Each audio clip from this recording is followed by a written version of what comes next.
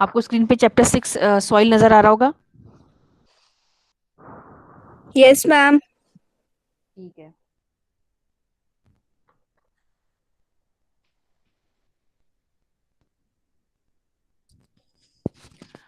So today we are going to start chapter 6 soil. ये chapter काफ़ी easy है और जो है ये आपका शायद maybe second last chapter है, तो इसको हम जो है आज कवर करते हैं।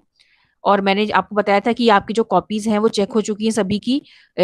तन्वी काला इस क्लास में प्रेजेंट नहीं है। अगर कोई भी हो तो उसे इन्फॉर्मेशन दे देना कि मेरे पास उसके जो है कॉपीज नहीं है, उसने पेपर नहीं दिया है। तो जो भी है मेरे से बात कर ले, नहीं तो मैं 0 मार्क्स चढ़ा दूंगी। और हाफ ईयरली के 70 मार्क्स होते हैं, तो वो काफी जो है इंपॉर्टेंट होते हैं। तो आप ही तन्वी काला को जरा इन्फॉर्म कर दीजिएगा, कोई भी बच्चा। सो आपको मैंने 14 मार्क्स का मैप वर्क दिया था कि 3 मैप आपको बना के मुझे भेजने हैं। तो अब आपका पेपर कल खत्म हो चुका है, पर सैटरडे को हो चुका था। तो आप मुझे एक दिन के अंदर कल तक जो है ये तीनों मैप बना के जो है गूगल क्लासरूम पर अच्छे से बना के वर्ल्ड का जो है पूरे जितने भी कंट्रीज मैंने आपको बताई थी, देन वर्ल्ड जो इंडिया की इंपॉर्टेंट सिटीज और स्टेट्स हैं, कैपिटल्स, वो सब करके आप मुझे जो है तीनों पीडीएफ के फॉर्म में गूगल क्लासरूम पे शेयर कर दीजिएगा कल तक, ताकि मैं 14 में से आपको मार्क्स देके टोटल कर सकूं। ठीक है, क्योंकि मुझे पूरा मार्क्स जो है टोटल करना है, इसलिए जल्दी जल्दी आप मुझे सबमिट करेंगे कल तक। नहीं तो मैं 14 को छोड़कर जितना आपके नंबर आए हैं उतना ही मैं चढ़ा दूंगी फिर गूगल फॉर्म प्लस जो थ्योरी है उसका। सो आपका जो है ये बहुत हम लोग इसमें, खैर ये बहुत डिटेल में दे रखा है, हम इतना नहीं पढ़ना है। जो मेन चीजें हैं उसके बारे में हम लोग स्टडी करते हैं। लाइक आप इसमें जो है देख सकते हैं कि सॉइल सॉइल अब सब जानते हो क्या होता है, जिसको हम हिंदी में मृदा कहते हैं, है ना। तो सॉइल हम सबने देखा हुआ है, कोई बहुत ही ऐसी डिफरेंट चीज नहीं है। लेकिन अगर हम बेसिक मतलब इसका मतलब आपसे कोई डेफिनेशन पूछे तो आप ये बता सकते हो, soil is the top most part of the crust. ठीक है, जो हमारा लैंड सरफेस है, जो हमारा क्रस्ट है, आपने पढ़ा है ना क्रस्ट, मेंटल एंड कोर। तो क्रस्ट जो हमारी सबसे ऊपर की परत होती है, सबसे top most layer of the earth, उसका भी जो टॉप मोस्ट पार्ट होता है, the first layer, first the top most layer of the crust is known as soil. ठीक है। सो सॉइल आप जानते हो, इट इज ए मतलब माइन्यूट जो आपके पार्टिकल्स होते हैं, and it is mixture of different different things. Like इसमें रॉक डिब्रीज भी होती हैं। बेसिकली आपको पता है कि सॉइल कैसे फॉर्म होता है। जब हमने फर्स्ट बुक में वेदरिंग पढ़ा था, तो मैंने आपको बताया था कि जो अपक्षय का प्रोसेस होता है, वेदरिंग का प्रोसेस होता है, उसकी वजह से जो बड़े बड़ी चट्टाने होती हैं, रॉक्स होते हैं, वो उनका उनमें डिसइंटीग्रेशन हो जाता है, वो टूट जाते हैं because of chemical and physical action, temperature, humidity, rainfall. उनकी वजह से क्या होता है, जो आपके रॉक्स होते हैं वो पहले छोटे टुकड़ों में डिवाइड होते हैं, एंड देन वो फाइन पार्टिकल्स में डिवाइड हो जाते हैं। तो उसी से आपका सॉइल का फॉर्मेशन होता है। So soil is basically form due to weathering process, and it is a mixture of rock debris. Basically ये रॉक से बनते हैं, लाइक इग्नियस रॉक से बन सकते हैं, आपके मेटामॉर्फिक रॉक से बन सकते हैं, सेडिमेंट्री रॉक के बने हो सकते हैं। तो जिस रॉक से बनते हैं उसी के फीचर्स और उसी की कैरेक्टरिस्टिक्स जो है उस सॉइल में पाए जाते हैं। ठीक है। तो और साथ ही साथ उसमें ऑर्गेनिक मैटर भी पाया जाता है सॉइल के अंदर। ऑर्गेनिक मैटर क्या होता है, जो आपके लिविंग थिंग्स होते हैं। सपोज आपके जो लीफ हैं, पत्ते हैं, वेजिटेशन है, पेड़ पौधे उसमें से गिर गए, सड़ गए, डिकम्पोज हो गए, तो वो भी सॉइल में मिक्स जाते हैं।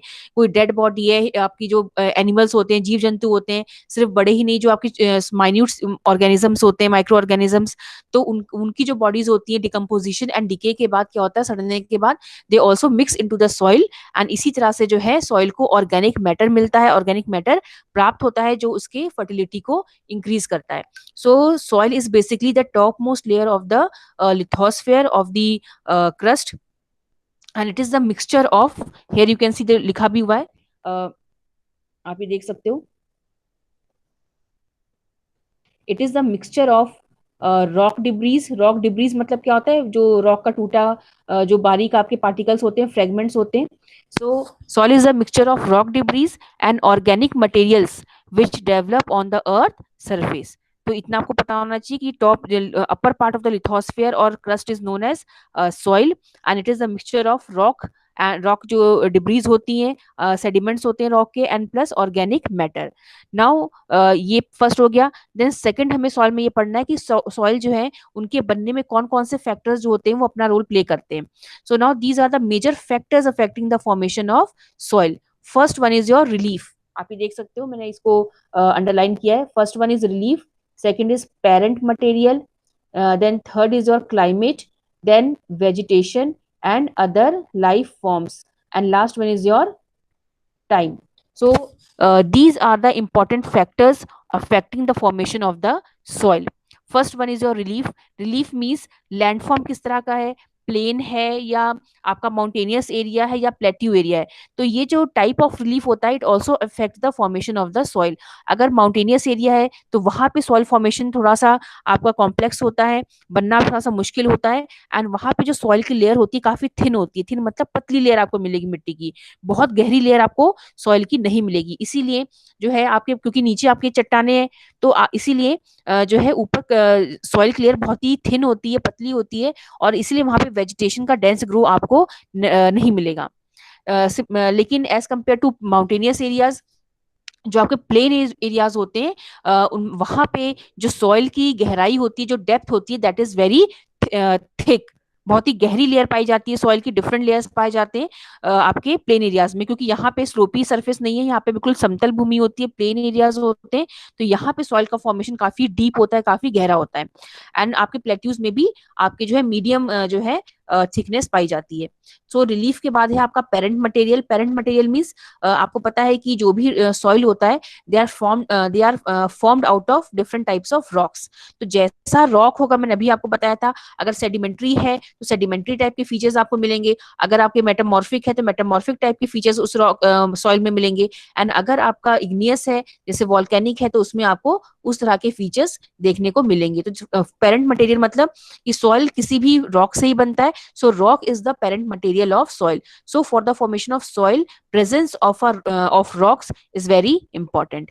रॉक के बिना फॉर्मेशन नहीं हो पाएगा. और क्यों होता है, किस प्रोसेस से होता है, वो आपको पता है, वेदरिंग के प्रोसेस से होता है. Then next factor is your climate. ठीक है, क्लाइमेट आपको पता है it plays a very important role. Climate में जो इसके इंपॉर्टेंट तत्व हैं, एलिमेंट्स हैं, like your temperature, humidity, then आपका जो रेनफॉल होती है, सनशाइन है. तो ये जितने भी फैक्टर्स हैं आपके क्लाइमेट के, they play a very important role in the formation of soil. Because ये टेम्परेचर और प्रेसिपिटेशन आपने पढ़ा था ना, टेम्परेचर है, प्रेशर है, ह्यूमिडिटी है, ये क्लाइमेट के ही पार्ट होते हैं. एंड इन्हीं की वजह से वेदरिंग का प्रोसेस इनिशिएट होता है, स्टार्ट होता है. अगर क्लाइमेटिक फैक्टर्स नहीं होंगे तो वेदरिंग भी नहीं होगा. फिजिकल वेदरिंग आपको कैसे होता है, because of temperature and precipitation, moisture, humidity and pressure. ठीक है, सो ये जो क्लाइमेटिक फैक्टर्स हैं, they play an important role in the breaking of the rocks. इन्हीं की वजह से जो रॉक्स हैं वो ब्रेक होते हैं वेदरिंग के थ्रू, एंड उसके बाद they are disintegrated and they are decomposed to form soil. Now next is your vegetation. Vegetation is very important for the formation of soil. Formation, क्योंकि आपने वो पढ़ा था ना बायोलॉजिकल वेदरिंग, आपने पढ़ा था किस तरह से चट्टानों में कभी कभी जो है आपके वेजिटेशन का ग्रोथ हो जाता है. और जब वेजिटेशन का ग्रोथ होता है तो उसमें क्रैक्स डेवलप कर देते हैं, और क्रैक्स की वजह से क्या होता है, चट्टाने धीरे धीरे आपकी टूटने लग जाती हैं. उसमें माइक्रो ऑर्गेनिज्म, जो आपके ऑर्गेनिजम्स होते हैं, जैसे कि आपके चूहे हैं या फिर और भी आपने वो केचुए अर्थवॉर्म्स होते हैं, तो वो सब एंटर करके उसमें और उसको गैप क्रिएट करते हैं, जिसकी वजह से आपके रॉक्स टूट के स्मॉल पार्टिकल्स में डिवाइड होकर सॉइल बन जाते हैं. एंड देन सॉइल बनने के बाद भी उसमें आप जानते हो कि जब उसमें पत्तियां हैं या टूटे हुए वृक्ष होते हैं, उनकी उनके जो ब्रांचेस होते हैं, जब वो मिक्स हो जाते हैं तो they add organic matter to the soil and they make soil fertile. So vegetation जो है बनने में भी and after formation also plays a major role in soil fertility. And then other life forms भी होते हैं, जैसे मैंने आपको बताया भी, अर्थवॉर्म है, चाहे आपके टर्माइट्स हैं, चाहे रैट है. So they also help in the formation of soil. Then time. Soil कैसे फॉर्म में हेल्प करें, they help in the process of weathering, and weathering से ही आपका सॉइल फॉर्म होता है. And then last one is your time. Time is very important. कभी भी जो सॉइल, अगर आप ये सोचें कि सॉइल जो है एक साल में या एक महीने में या एक दिन में फॉर्म होती है, तो ऐसा नहीं होता है. कुछ इंच की जो सॉइल होती है उसे बनने में मिलियंस ऑफ ईयर्स लग जाते हैं. ठीक है, हमें जो है, हम सॉइल को बहुत ही मतलब उस तरह से उसका वेस्ट कर रहे हैं, हम उसे जो भूमि है उसको बंजर करते जा रहे हैं, बिकॉज ऑफ ये ह्यूमन एक्टिविटीज, जो हमारी फॉल्टी एक्टिविटीज होती हैं. हम जो उपजाऊ भूमि है वहां पे हम इंडस्ट्रीज लगा ले रहे हैं, वहां पे घर बना ले रहे हैं, जिससे हमारी जो फर्टाइल सॉइल है वो कम होती जा रही है. या फिर हम उसको पॉल्यूट कर रहे हैं, गंदगी फैला रहे हैं, वहाँ पे पेस्टिसाइड हैं, जो केमिकल्स हैं वहाँ वो डाल रहे हैं, जिससे कि जो हमारा एरिया है, जो सॉइल है, भूमि है, वो खराब होती जा रही है, बंजर हो जा रही है, इन अनफर्टाइल हो रही है. बट क्योंकि हमें लगता है कि सॉइल तो अनलिमिटेड है, बट ऐसा नहीं है। जो हमारे लिए फेवरेबल सॉइल है, जो फर्टाइल सॉइल है, उसकी वो लिमिटेड है। एंड सॉइल जो है उसे हम रिन्यूएबल तो कहते हैं, बट जो है वो भी एक तरह की नॉन रिन्यूएबल रिसोर्स है। अगर हमने उसे ऐसे ही वेस्ट करते रहे तो आगे चल के हमें खेती के लिए और अदर यूजेस के लिए सॉइल अवेलेबल नहीं हो पाएगा, जो हमारे फूड सप्लाई के लिए बहुत ही डिजास्टर्स प्रूफ हो सकता है। ठीक है। Besides these, human activities also influence it to a large extent. Components of the soil are mineral particles, humus, water and air. अब ये बात बता रहे हैं कि सॉइल जो है उसमें क्या क्या पाया जाता है। अगर आप कोई मिट्टी हाथ में उठाएंगे तो आपको उसमें कंकड़ है, जो है आपको बहुत ही बारीक जो है एलिमेंट्स मिलेंगे, उसे हम मिनरल्स कहते हैं, है ना। उसमें मिनरल्स मिलेंगे, साथ ही साथ उसमें आपको ह्यूमस मिलेगा। ह्यूमस क्या होता है? वही ऑर्गेनिक मैटर। ऑर्गेनिक मैटर जो होता है जब सड़ जाता है तो वो उसे हम क्या कहते हैं? ह्यूमस। ठीक है। देन वाटर, उसमें आपको मॉइस्चर एंड वाटर मिलेगा। And then air. तो ये सारी ही चीजें जो है आपको सॉइल में देखने को मिलेंगी। Now the actual amount of each of these depend upon the type of soil. लेकिन ये जो जितनी भी चीजें मैंने आपको बताई, जब हम टाइप्स ऑफ सॉइल पढ़ेंगे तब आप देखिएगा कि उसमें जैसे कि ब्लैक सॉइल है तो उसमें अलग फीचर्स हैं, उसमें अलग आपको तरह के मिनरल्स मिलेंगे, कुछ किसी में कम होंगे, किसी में ज्यादा होंगे, किसी में ऑर्गेनिक मैटर मिलता है, किसी में ऑर्गेनिक मैटर नहीं मिलता है। तो इस तरह की आप चीजें देखोगे तो डिफरेंट टाइप्स ऑफ सॉइल में आपको डिफरेंट जो है कॉम्पोनेंट्स या तत्व देखने को मिलेंगे। तो ये हो गया soil and the factors responsible for the formation of the soil. Now next हम पढ़ते हैं ये होराइजन्स। यहाँ पे आप देख सकते हो कि होराइजन वर्ड दिया हुआ है। अब ये होराइजन क्या होता है? आप सबने मुझे लगता है पेस्ट्रीज खाई होंगी या केक देखा होगा, तो उसमें आपने देखा कि डिफरेंट लेयर्स होती हैं। एक लेयर आपको नीचे मिलेगी, उसके बाद आपको उसमें क्रीम मिलेगा, फिर एक केक की लेयर होगी इस तरह से, और फिर ऊपर एक आपको अलग लेयर मिलती है। तो यही है होराइजन। मतलब जब हम साइड से देखते हैं, प्रोफाइल इसको हम कहते हैं। ठीक है। तो जब हम साइड से देखेंगे, या आप एक केक का टुकड़ा काटते हो तो आप जब उसका साइड व्यू देखते हो तो आपको दिखता है ना डिफरेंट लेयर्स हैं। उसी तरह से अगर आप एक जमीन का टुकड़ा अगर आप काटोगे, क्योंकि हमारा लिथोस्फीयर तो 5 किलोमीटर 10 किलोमीटर अंदर 30 किलोमीटर तक है हमारा, लेकिन आप मान लो कुछ हिस्सा भी अगर इसका काटते हो तो आप साइड से देखोगे, अब 30 किलोमीटर अंदर आप जाओगे अर्थ के, उस एक टुकड़ा अगर एक उसका पार्ट आपने काटा, ठीक है, जस्ट एक केक की तरह, तो आप देखोगे कि इसमें डिफरेंट लेयर्स आपको मिलेंगे। जो ये हम मिट्टी देख रहे हैं, सॉइल टॉप मोस्ट लेयर में देख रहे हैं, ऐसा ही नीचे नहीं है, डिफरेंट लेयर्स आपको मिलेंगी। तो उन डिफरेंट लेयर्स को हम क्या कहते हैं? होराइजन। ठीक है। So different layers which are found in the soil are called horizons. अब हम देखते हैं कैसा होराइजन क्या होता है। Horizon A. Horizon A is the topmost zone where organic materials have got incorporated with the mineral matter, nutrients and water which are necessary for the growth of plants. तो जब आप लिथोस्फेयर को देखोगे तो आपको जो ये टॉप मोस्ट लेयर देखने को मिल रही है, इसको हम सॉइल कहते हैं। और इसमें आपको बहुत ही बारीक जो है आपको पार्टिकल्स देखने को मिलेंगे, और इसमें ऑर्गेनिक मैटर होते हैं, और उसमें आपके सॉइल वाटर एयर सब जो है आपको देखने को मिलेगा। और इसी में आपके न्यूट्रिएंट्स होते हैं, जितने भी मिनरल्स होते हैं सॉइल में या न्यूट्रिएंट्स होते हैं एंड वाटर होता है, it is found in the top most layer of the soil only. ये जो आप देख रहे हैं उसी में आपको मिलेगा। अगर आप और गहराई में जाओगे तो वहां पे आपको सॉइल का जो टेक्सचर है वो चेंज होता जाएगा। सॉइल फिर इतना जो माइन्यूट आप देख रहे हो पार्टिकल्स, उतने माइन्यूट पार्टिकल्स आपको नीचे देखने को नहीं मिलेंगे। वो पार्टिकल्स क्या होते चले जाएंगे, और मतलब आपके बड़े होते चले जाएंगे, थिक साइज में हो जाएंगे। फिर आपको कॉबल्स कॉबल्स देखा, छोटे छोटे जो पत्थर होते हैं, उस टाइप को आपको देखने को मिलेगा। तो टॉप मोस्ट जो होराइजन ए है, यहाँ पे सॉइल जो है उसमें आपके मिनरल्स होते हैं, न्यूट्रिएंट्स होते हैं एंड वाटर होते हैं, जिसकी वजह से प्लांट्स का ग्रोथ होता है। आप देखिए तो कभी भी ऐसा नहीं है कि जो प्लांट्स के रूट्स हैं वो बहुत ज्यादा गहराई में जा रहे हैं, क्योंकि नीचे कुछ है ही नहीं, नीचे उनको न्यूट्रिएंट्स मिलेगा ही नहीं। उन्हें इस टॉप मोस्ट लेयर से ही न्यूट्रिएंट प्राप्त होता है। तो इसे और ये ग्रोथ ऑफ प्लांट्स के लिए टॉप मोस्ट लेयर का ही होना जरूरी है, होराइजन ए का होना जरूरी है। Now next is horizon B. और ये एक ट्रांजिशन जोन है ए और सी के बीच में, जो आपका होराइजन बी है। और यहाँ होता क्या है? It contains matter derive from below as well as from above. ये कह रहे हैं कि एक ट्रांजिशन की तरह है, क्योंकि ऊपर आपको बारीक बिल्कुल माइन्यूट पार्टिकल्स मिल रहे हैं, तो जहां माइन्यूट पार्टिकल जैसे से आप नीचे जाएंगे तो धीरे धीरे वो खत्म होना शुरू हो जाएंगे। तो उसी को हम बी लेयर कहते हैं। ये बी लेयर मिक्सचर होता है, जहाँ पे फाइन पार्टिकल्स भी आपको मिलते हैं, और सबसे नीचे जो है आपके बड़े बड़े हुए हैं, चट्टाने भी हैं, और फिर आपके कॉबल्स भी हैं, पेबल्स भी हैं। तो इस तरह की आपको चीजें मिलती हैं। और बीच के लेयर में आपको मिक्स मिलता है, सॉइल भी मिलेगी, प्लस आपको छोटे आपके पेबल्स एंड कॉबल्स आप समझ रहे हैं क्या होता है? अगर आप जैसे नदियों के आसपास जाते हैं तो आपको देखिए, आप छोटे छोटे वहां पे आपको पत्थर देखने को मिलेंगे, उनको हम पेबल्स एंड कॉबल्स कहते हैं। ठीक है, तो सेकेंड लेयर में आपको सॉइल प्लस पेबल्स एंड कॉबल्स दोनों मिलेंगे।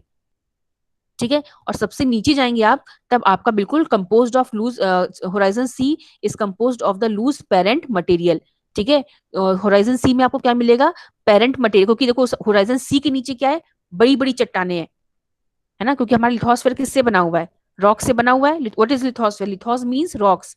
आप कुछ इस तरह से समझिए कि एक बहुत बड़ी चट्टान है, बहुत ऊंची चट्टान है, और उसके ऊपर का हिस्सा जो है सड़ चुका है, डिकम्पोज हो चुका है, क्योंकि वो डायरेक्ट कांटेक्ट में आ रहा है आपके एटमॉस्फेयर के। रेनफॉल है, सनलाइट है, टेम्परेचर है, ये सब का सब किसके कांटेक्ट में आ रहा है, अपर लेयर, लिथोस्फेयर के अपर लेयर में। ठीक है ना। अब जैसे मैं आपको एग्जांपल दे रही हूँ, अब देखो यहाँ पे बनता है कि नहीं बनता है। सपोज ये हमारी चट्टान है, ठीक है, अब ये हमारी चट्टान है। अब आप समझ लीजिए कि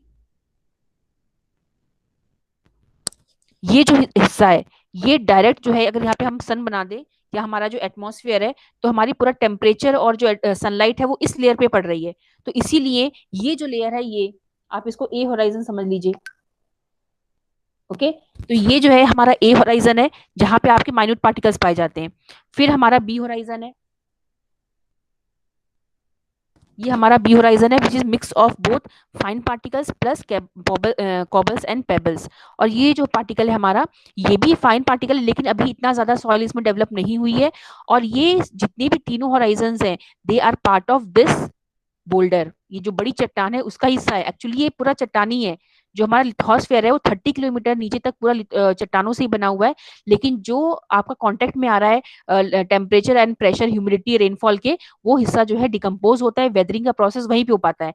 जो हिस्सा इंटीरियर में है, अंदर है, वहां पे डिकम्पोजिशन कम होता है। तो ये चट्टान जो है अभी तक डिकम्पोज नहीं हुई है, लेकिन ये जो ऊपर का हिस्सा है ये इसी का पार्ट है। ठीक है, तो आप पूरे अर्थ पे जो है ये पूरा हिस्सा इस तरह से फैला हुआ है।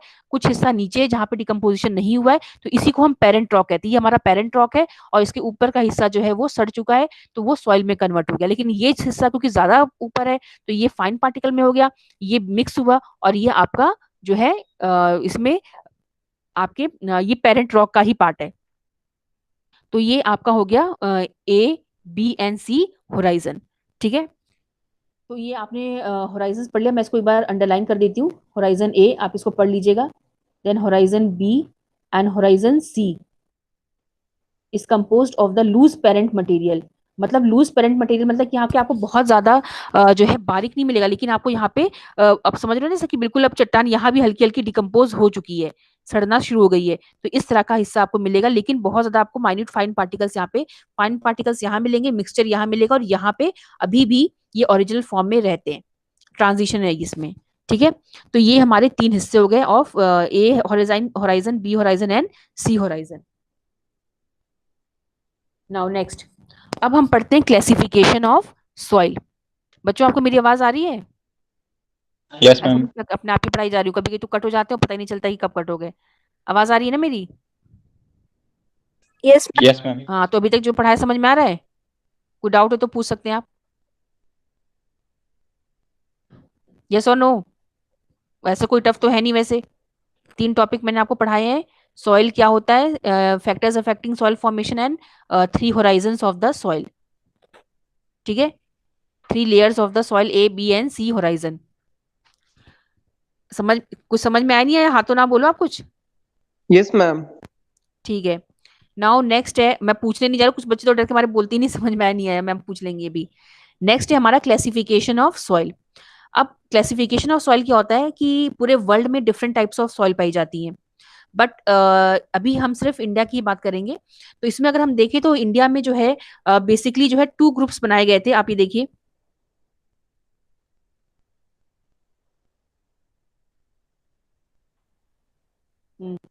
यहाँ पे लिखा हुआ है, in Asian times soil use to be classified into two main groups, उर्वरा एंड उसर। उर्वरा मींस फर्टाइल, उर्वरा मींस क्या होता है, फर्टाइल। ठीक है, तो एंशिएंट इंडिया में दो ही तरह की सॉइल हमने क्लासिफाई की थी, क्योंकि उस समय हमारे पास इतनी नॉलेज नहीं थी, टेक्निक नहीं था सॉइल को स्टडी करने का। तो उर्वरा मींस फर्टाइल सॉइल, एंड ऊसर मींस इनफर्टाइल सॉइल, मतलब जो कि उपजाऊ नहीं है।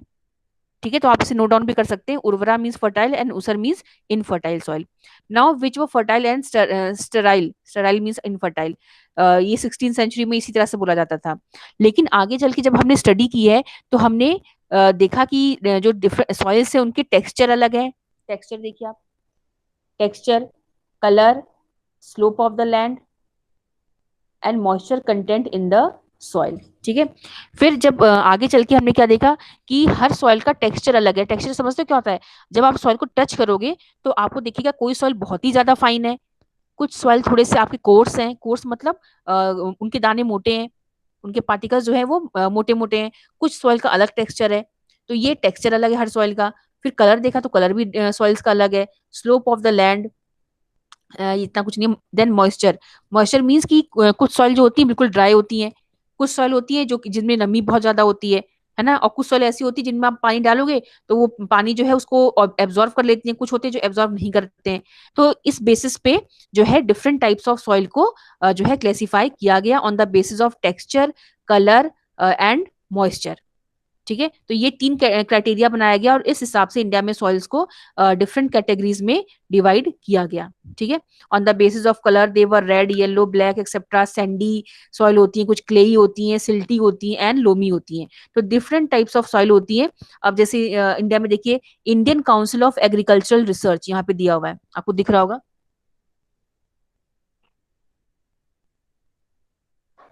ICAR।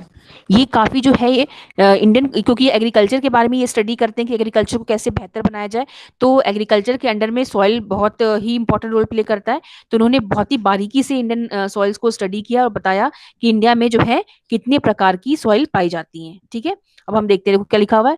ICAR did a lot of studies on Indian soil in their effort to study soil and to make it comparable at the international level.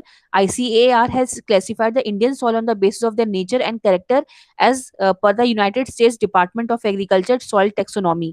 तो मतलब इन्होंने जो है ICAR ने इंडियन सॉइल्स को क्लासिफाई किया है, बट उन्होंने जो बेसिस रखा है, जो तरीका मेथड यूज किया है, वो United states department of agriculture के हिसाब से ही किया है। उनकी जो सॉइल टेक्सोनॉमी है, मतलब जो उन्होंने कहा कि भाई ये क्राइटेरिया सॉइल का होना चाहिए, तो उसी क्राइटेरिया के हिसाब से उन्होंने सॉइल को, इंडिया की सॉइल को भी क्लासिफाई किया है। एंड उसके अकॉर्डिंग आप देख सकते हो कि हमारे इंडिया में कितनी तरह की सॉइल्स हैं। ये जो उन्होंने उल्टा सीधा ये काफी सारे नाम रखे हुए, हमें इससे मतलब है। On the basis of genesis, genesis मतलब उत्पत्ति, बनना। तो जिस तरीके से बने हैं, colour, composition and location, the soils of India have been classified into these 8 types. 8 है ना, 7 8 टाइप्स। ठीक है, तो इनको आपको बहुत अच्छे से करना है। आप चाहे तो अपने अब मैं आपको नोट्स बनाने के लिए होमवर्क देती हूँ, लेकिन कोई बच्चा रेयरली है जो मुझे गूगल क्लासरूम पे अपने नोट्स बना के पोस्ट करे। ठीक है, क्लास 12 के बच्चों को भी मैं काम देती हूँ, तो वो हमेशा रेगुलर करते हैं, मतलब उसमें मैक्सिमम बच्चे तो करते ही करते हैं, लेकिन इसमें कोई भी बच्चा नहीं जो रेगुलरली मतलब उसमें पोस्ट कर दे। लेकिन आपको क्या करना है, इस पूरे चैप्टर की टेबल बनानी है और उसमें लिखना है एक सॉइल, देन सेकंड में आप लिखेंगे type of soil, type of soil इस तरह से करके, एंड फीचर्स जो भी है उसके फीचर्स इस तरह से करके आपको एक टेबल बनानी है, ताकि आप उसको पढ़ने में जो है आपको आसानी हो। ठीक है, तो अब हम देखते हैं। फर्स्ट है हमारा एलुवियल सॉइल। पहले तो ये 8 तरह की सॉइल, इनको अच्छे से याद रखिएगा। लेकिन इसमें से पहली जो आपकी 3 सॉइल्स हैं, 4 सॉइल्स हैं, they are very important. Alluvial, black, red and yellow soils, laterite soil, they are very important. अब पहले हम आते हैं एलुवियल सॉइल पे। ठीक है, एलुवियल सॉइल्स आर वाइड, देखो सबसे 43% हमारे इंडिया में एलुवियल सॉइल पाया जाता है।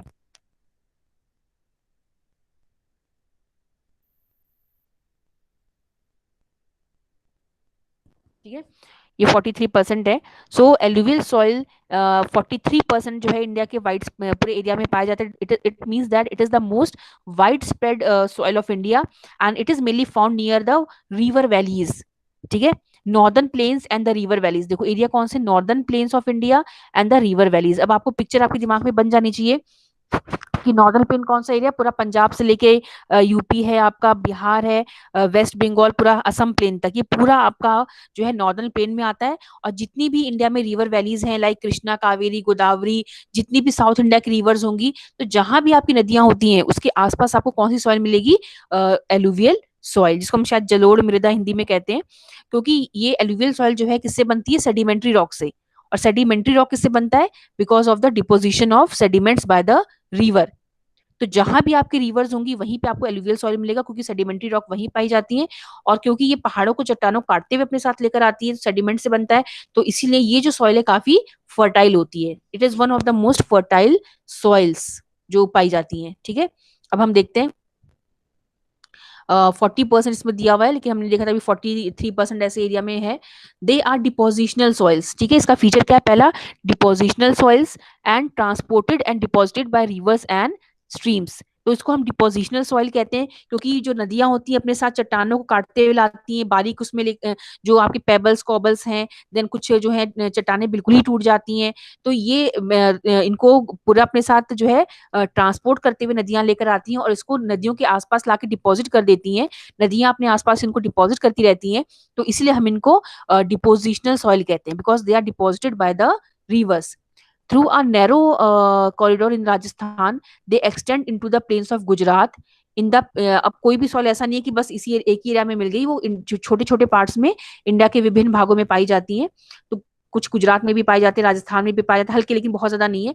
In the peninsular region they are found in the deltas of east coast and in the river valleys. जहां भी डेल्टा है, नर्मदा डेल्टा, देन आपका गोदावरी डेल्टा या रिवर वैलीज है, उनके आसपास जो है आपको फर्टाइल सॉइल देखने को मिलेगी। ठीक है, तो आप इसको अंडरलाइन कर लीजिएगा, डिपोजिशनल सॉइल है ये, depositional soil transported and deposited by rivers and streams. Now the alluvial soils they vary in nature from sandy loamy to clay. अब देखो alluvial soil में भी आपके differences हैं। कुछ आपके जो alluvial soil है वो काफी क्लेई होता है। क्लेई मतलब आपने क्ले पकड़ा हो ना, बहुत चिपचिप, मतलब कि बिल्कुल ही फाइन पार्टिकल्स होते हैं, बहुत ही पतले पार्टिकल्स होते हैं।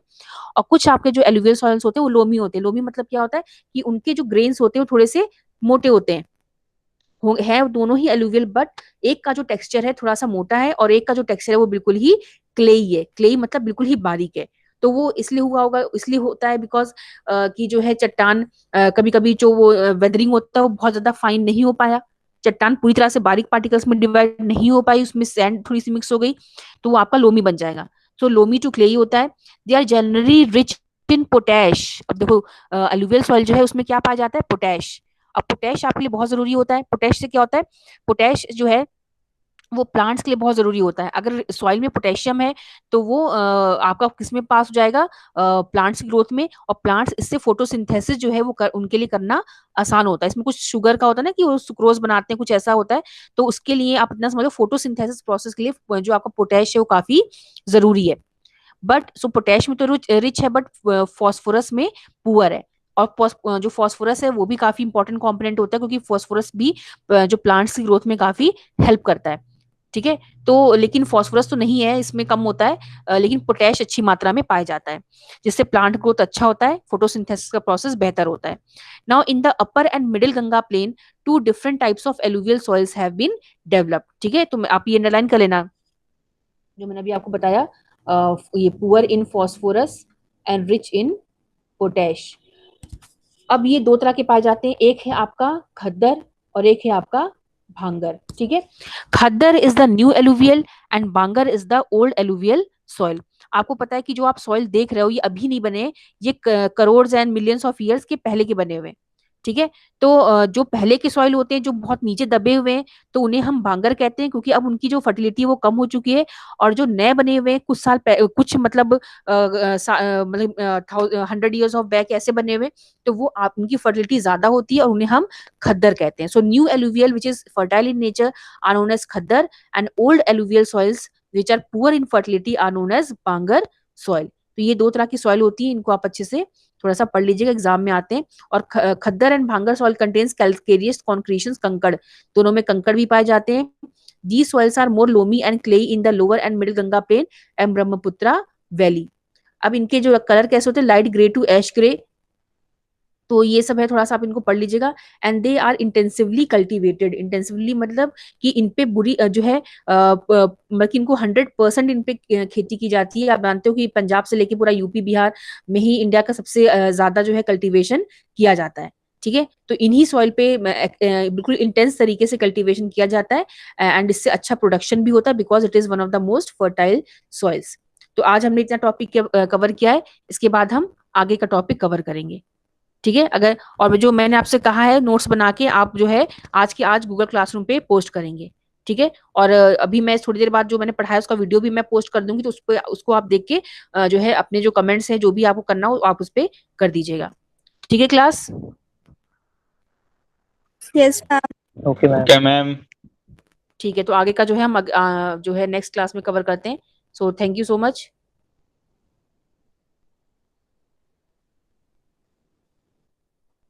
Thank you ma'am. Thank you ma'am. Thank you okay ma'am. Class, thank you.